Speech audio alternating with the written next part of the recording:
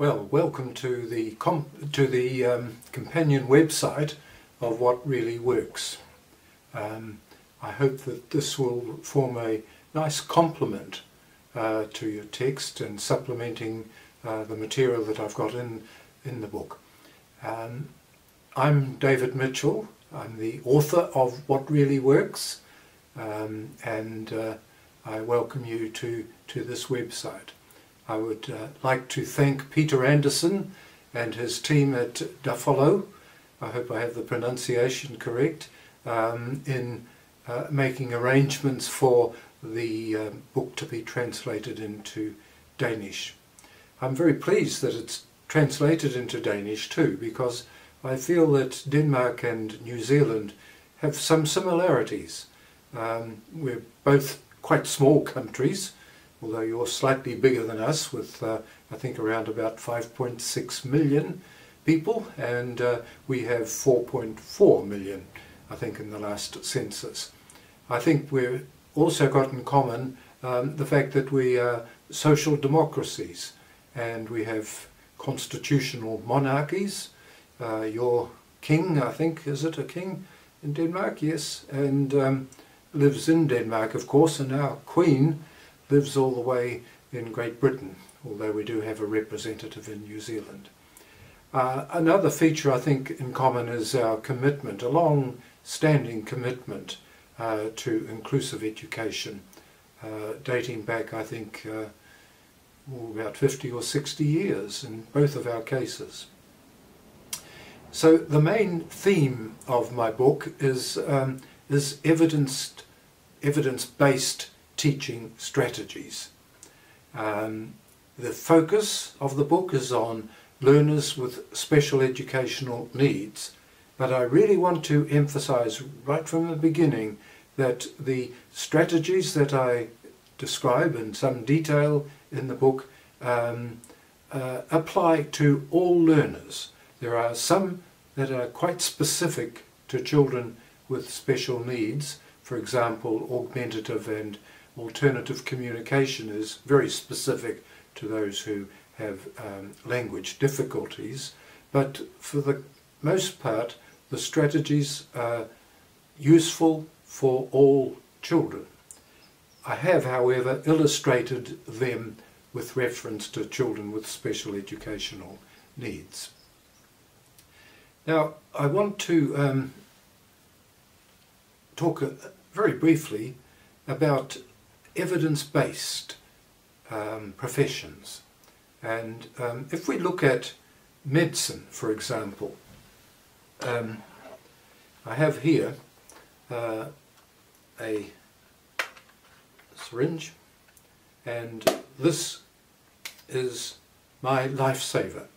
I have diabetes type 2 and I need to take insulin twice a day to control my diabetes.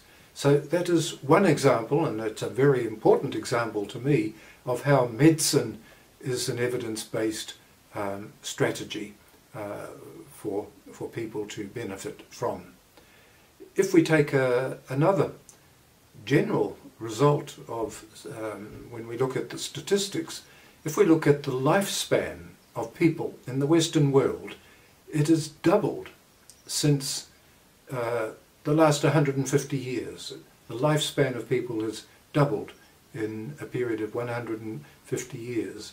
Now this is mainly as a result of developments in medicines like my insulin, but it's also as a result of inoculations against diseases like poliomyelitis and cholera, and both of those are almost, unfortunately not completely, but almost completely eradicated, and that has occurred certainly within my lifetime. So medicine is an example, I think, of evidence-based practices being taken up by the doctors all around the world. If we look at transport as another example, look at the huge and rapid developments that have taken place in transport.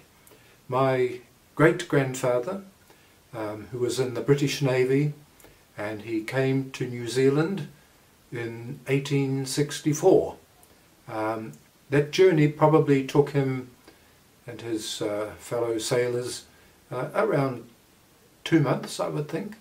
Now I can travel to England and to Denmark too within around about 24 hours flying time.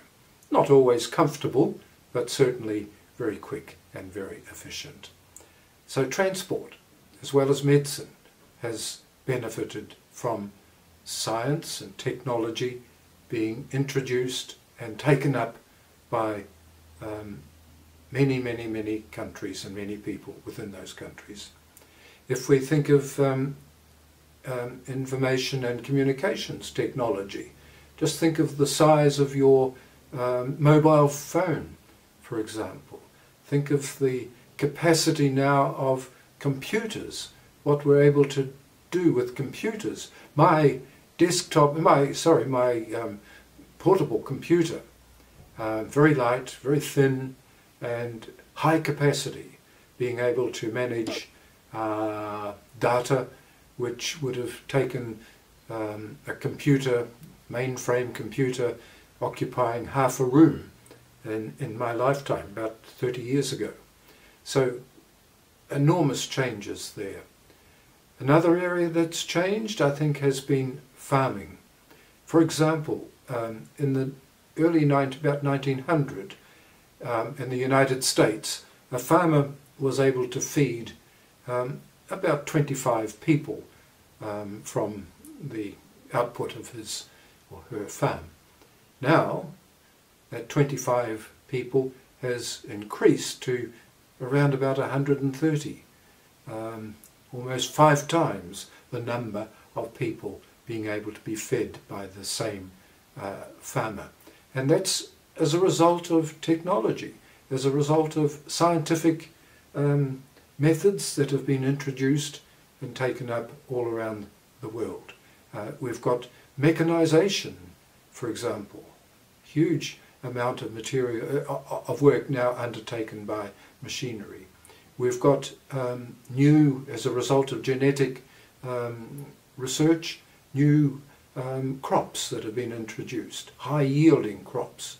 And I was talking to a farmer just recently, and he was saying now when they apply fertilizer and water to land, they're able to modulate that, to control it by the use of GPS. And to the point now where, for example, fertilizer is not just spread almost uniformly, it is instead controlled to suit the particular characteristic of the soil, and the same goes for the application of water. Well, where do we stand as educators?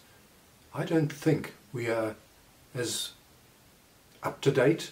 I don't think we are as reliant on evidence as medicine and transport and ICT and farming. I think we have a large gap between research and practice. And believe me, there is an enormous body of research on effective teaching strategies that's contained in the literature. So my aim in the book, in What Really Works, is to bridge this gap between research findings that have been developed and reported on from countries all around the world, to bridge that gap between research and what is happening in our classrooms and in our schools. There is a gap and it needs to be bridged. In preparing the book, I have consulted, I haven't counted exactly, but I would estimate well over 2,000 research items. Sometimes they are specific studies, other times they are meta-analyses of many studies being brought together. I'd like to just finish by wishing you good fortune as you read my book and look at how you might develop and improve your own teaching practices, particularly to address the needs of children with special learning difficulties, but also all children that you may be working with. I suppose really I should say that the aim of the book is to ultimately improve the quality of life of all learners in our schools, wherever they may be. So, good luck with your reading, and please make contact with me if you wish at some stage in the future. Goodbye.